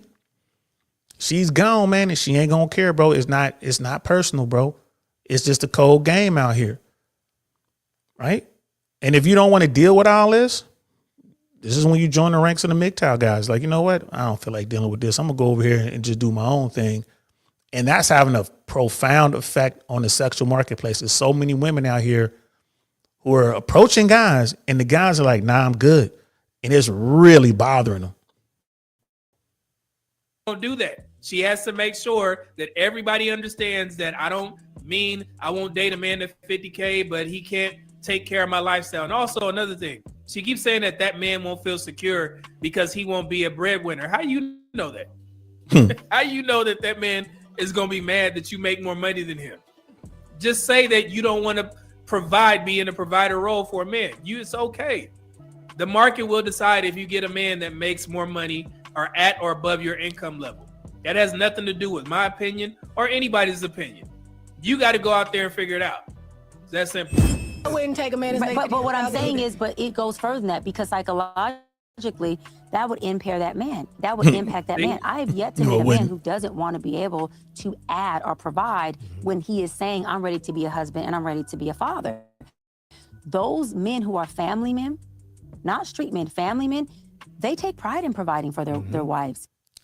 Man, she just making up shit now. Like it, there are men out there who have no problem providing, protecting, all that good stuff. There are guys that want to do that. If they come across a woman who is well off financially, I mean, there's some dudes who might have a problem with it, but I mean, I haven't met any, especially in our community, in the black community. There are a lot of women who out earn their husbands or significant others. There are a lot of women that out earn them, but they still follow that guy. That guy is still the man in the house because they got married and they decided that they're going to throw it all in together. So it ain't that he's making 50 and she's making 150. No, they're making 200. They're making 200. And whoever's better with money and saving and who's better at making the financial decisions, that's who's making the financial decisions in the house. But I tell dudes like, yeah, if she's better with money, let her take care of that. Just watch what she's doing, because you might be dealing with a woman who decides that she's going to siphon off some money and have a side account over here because she's planning to leave you. You know, if she's going to leave you, that's fine, because she's the one that's making more money. So if it winds up in the court system, you're going to get the house, you know what I mean? Or no, you might not even get the house. They're going to sell the house and you're going to get half of it. Right? 'Cause if all of your money was co-mingled and everything y'all bought, man, you're going to get money. The court is going to take it from her and give it to you. Most men don't want to do that. If it's over, she wants a divorce, that's fine. But if she tries to get fly, then he'll take her to court, make her pay for the attorney. Right now, you're looking at your pension. She's going to have to cough up half of her pension. Right? If you are the guy, if you make less in that situation, you married in America, bro, you hold all the cards. Just have your relationship. And if she wants to leave you, you really ain't got nothing to worry about. She does. But I haven't met too many guys who had a problem with their woman making more money. I've seen some dudes that were dating some very successful women, and they got upset a couple times when the women wouldn't allow them to just waste the money. I've seen that a couple times, you know, but I don't know. I mean, I'm sure there are guys out there who can't handle it. I'm sure. But the guys that I know who are married and the wives are doing really well, I haven't. There's no more tension in that relationship than tension in a relationship where the dude is the earner and all that. It's like the same, bro. But you know, hey man, I don't know what the numbers state on that. You know, Medium Man didn't pull up any stats, so I guess and there might not even be stats on this. But I mean, it is what it is. Let's get to the end of this. And so if that man can't provide, that is a direct emasculation on its own. I agree with all that. Yeah, totally. But I'm a little confused because you said it wouldn't be because he makes 50,000, but that is the reason, right? No. I'm taking it. See, they going back to it because they don't understand. You guys let me know if this makes sense. Accountability and saying it would be because of what I make. It would be because of where I am in my life. So it wouldn't be because you make $50,000, you ain't shit. It would be because of where I am in my life, right? Right. You just wouldn't be a good fit. I wouldn't be a good fit for you. Right. Yeah, it's not. So it's not me, because my thing is, I have friends who are married, who are making a certain amount, and they are very freaking happy and living a great lifestyle. It's all subjective. And so again, I would never tell a man, let me word it better. See, she's trying to appease the masses. You ain't gonna win on both ends. You got to stand on one side. She will not say the reason why I won't date that man is because he makes less money than me. I don't understand why she's ashamed of that. Nobody can mess with your preference or your standard. We can't talk you out of that. Why? That's wasting our breath. Just go ahead and say it, ma'am. It's cool. And yo, if you're dealing with a woman like this, the minute you realize that she will only take it so far with you because of your financial situation, just have fun, man. Just have fun. Do you?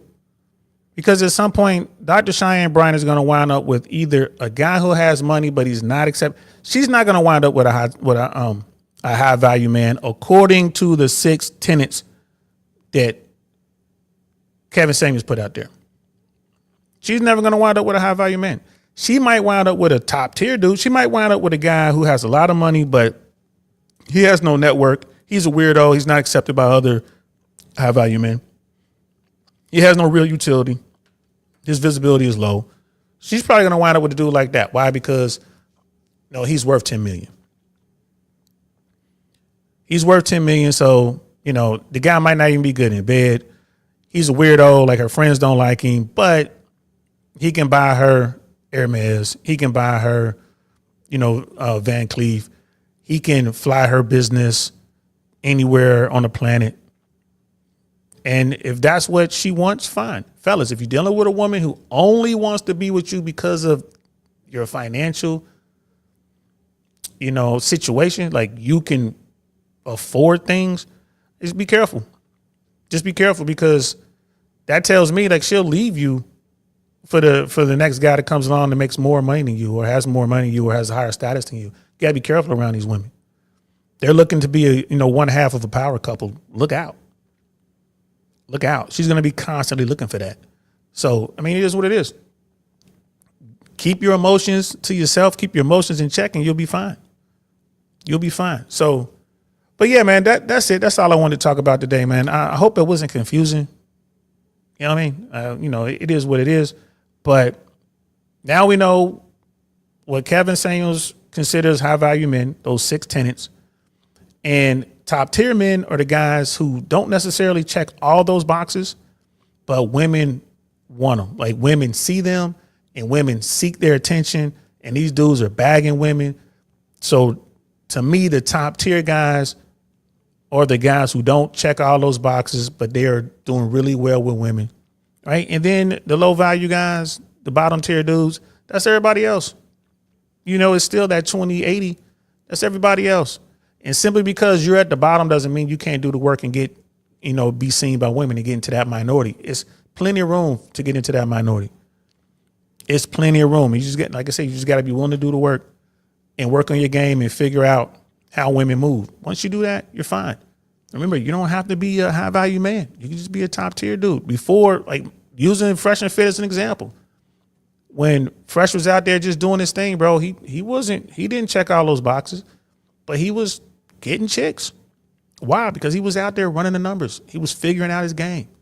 And he's not the only one. There's plenty of men out there who are just out there figuring out the game. You see him when you're out and about, man. You see him. I see him out there, hollering at women, getting their, doing their thing. I see him all the time. Whenever I go out, I could be in a cigar lounge, right? I could be in a restaurant somewhere at the bar. I could be in the park. I could be, at a theater watching a musical or watching a play. I see these dudes, bro. They're confident in their game. The only problem is a lot of these dudes don't protect their emotions, man. They allow themselves to fall for women. They allow themselves to fall for the wrong women.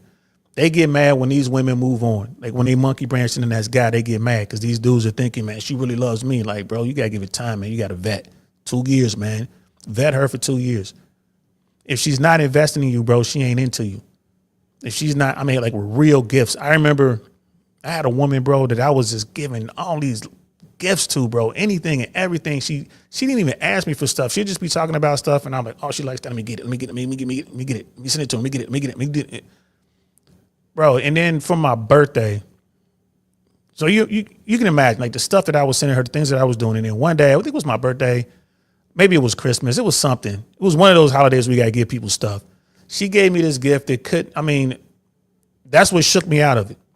She gave me a gift that she clearly saw in the checkout aisle as she was getting all the stuff for the people that she really cared about. And then she was like, oh, I got to get him something. It was clearly one of those things. It meant nothing, right? It's not as if I talked about it. It was nothing. She gets it, and that's my gift. And, it woke me up. I'm like, oh, I ain't mad. That's, she just let me know that she's not into me, bro. And there's nothing wrong with that. They just not into it. We got Lauren in the building. What's good? What's good? He's like, the term high value man is used by people who haven't matured past a teenage level. The same goes for the whole alpha male thing. It's only something that rubs the poor that rubes and poors talk about. Cool. Appreciate it. I appreciate it. But, and I'm assuming you're female, love. So sis, I would say this. The way men look at the sexual marketplace versus the way that women look at it is two different things, right? High value men are guys that women seek. They're really like highly sought after guys. And what do they possess? And this is why Kevin Samuels broke it down the way he did. I'm using Kevin Samuels because that's just an easy person to use. You know what I mean? God bless the dead. But we use that because he just sums it up pretty good. Most of the guys who are financially, right, top of the pecking order, like most of the guys who are making well into the six figures, and I'm not talking about just like $100,000. I'm talking about the dudes who are making $400,000 and above. Those guys don't have any problems when it comes to women. None whatsoever. Forget about having a personality. Forget about social skills. Forget about all that other kind of stuff. Forget about being kind. Forget about, bringing flowers and all that. The dudes who are making a whole bunch of money, those are the guys that are just killing it. Women just want those guys. It's all good, right? The guys who are attractive, fit, got the six-pack abs, got the V-taper, pretty boys, you know what I'm saying? The F-boys, right? Women want those guys too. They really do. So if you're still watching, I appreciate the comment, but women want those guys too. And it's funny, I'll sit back and watch. I got some friends who are like extremely handsome, they're like, their bodies are together, whatever.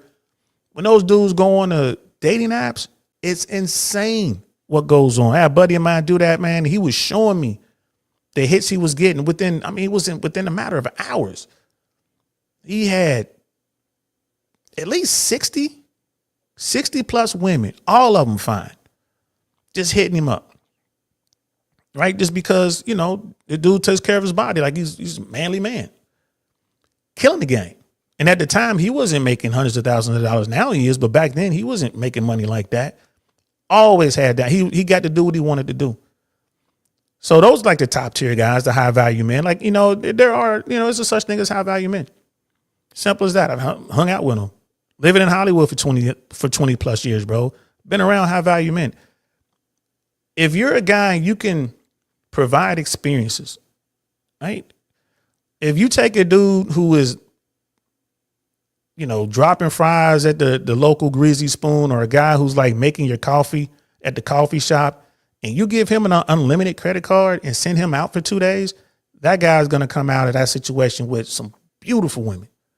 Now he might spend, millions, right? But he's going to come out of that situation with beautiful women. Women that never saw him in the past. So there is a term high value, man. And that is not really people who haven't matured past the teenage level, man.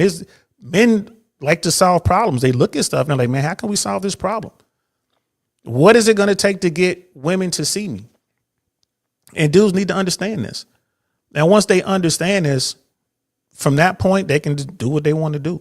But there certainly is a such thing as high value. It is what it is. Like in sports, like in the career world, who goes to the top, man? The best and brightest, right? The cream rise to the top. The best and brightest, they're going to get the money. They're going to get access. They're going to get named, leadership roles and stuff like that. They're going to get the bonuses. Right. And with those bonuses, with that money comes access to certain types of women, really access to all women. And it's up to that guy to figure all this stuff out. Right. So, that's how, the whole alpha male thing, again, might not like the term, but we get it. We understand. Like there's some dudes that are just going to stand out, man, the studs or whatever. They just going to stand out. And I was talking to some women.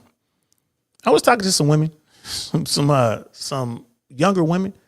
And I was like, yeah, the guy's a stud. And they were like, no, a stud is a woman who's into other women and acts like a man. Like, nah, that's the new term. Stud has always been like the top guys. That's always been, you know what I mean? So like terms are changing all the time. But nah, sis, I've seen it, you know, just kind of going out. I know that you don't need money to be successful with women. I know this just growing up the way I grew up, but money does help. You know, the flashy stuff does help. You know, you could pull up with, you know, guys. Why are guys buying designer clothes, right? They're trying to attract women. Like, I don't even know, like, that they have designers these days. You know, I'm like, I don't do that. If I'm wearing one of my suits, like the name of the suit's on the inside, it's not draped or, you know, stitched across the front. I'm wearing a 3-piece, but I'm trying to look like a proper gentleman. That always gets me on. Even if I'm wearing jeans, I could be jeans, some nice shoes, cool little hat. I don't dress like this when I go out. I don't look like this. If I'm dressed like this, I'm going to pick up my daughter. I'm running errands or whatever. But when I'm out there in the streets, I dress like a top tier guy. A lot of people are just drawn to me simply because of the way I'm dressed when I walk in. And folks come over and talk to me. They have a good conversation. It's the weirdest things. A lot of guys come over and talk to me. Oh man, what do you do? I'm retired. I start talking. I'm vague about what I say. But then every now and then I come across some guys who are like, man, you know, you struggle with this, don't you? You really don't know how to talk to women, do you? Like this kind of makes you nervous. You're not comfortable, are you? No, I'm not. Like, bro, I can help you with that. Do I got to go out and buy like a tailor-made suit? No. You know, but we're gonna have to go buy some clothes. You don't have to get a tailor-made suit, right? You don't have to spend between $700 to $1,200 on a suit. You can spend $100, $200. We just get it tailored up for you a little bit. You know what I mean? Get it taken in. But there are rules to this, sis. There are rules to this, sis. And I'm just here to tell you, like, it's a thing. It's a thing. Right? Like it or not, it's a thing. Well, that's it. I got to go, guys. Appreciate you rocking out with me, Sister Lauren. Thanks for coming in. You know what I mean? I appreciate you guys out there always, you know, checking this out. I should be back one more time this week, maybe tomorrow, maybe Friday, somewhere in there. I'll definitely be back. And I'll definitely be looking out there to jump on some other platforms, kind of talk to, you know, some of our people out there like Black Man Unfiltered. You know what I mean? I might jump on some other platforms as well. Can't think of it. You know, like I wish Suzette would come back, man. I miss Suzette Speaks over here on YouTube. She goes on YouTube when she's doing a radio show, and shout out to her. Like, she's doing really well. So shout out to Sister Suzette Speaks, but I miss having her around.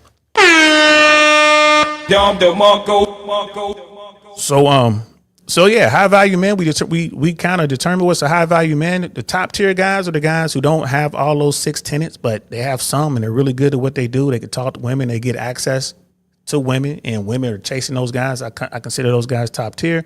And then you have everybody else. And I'm here to tell you guys, you can become a top tier guy. You can become a high value guy. It's all good, but you got to do the work.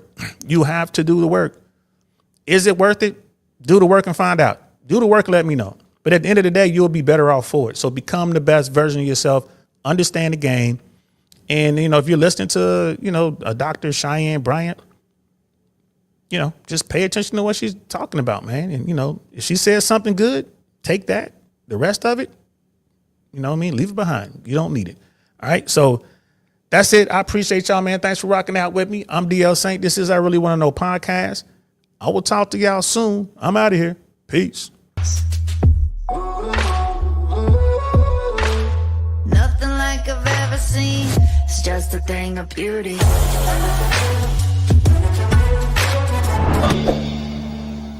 Darn, that's the end.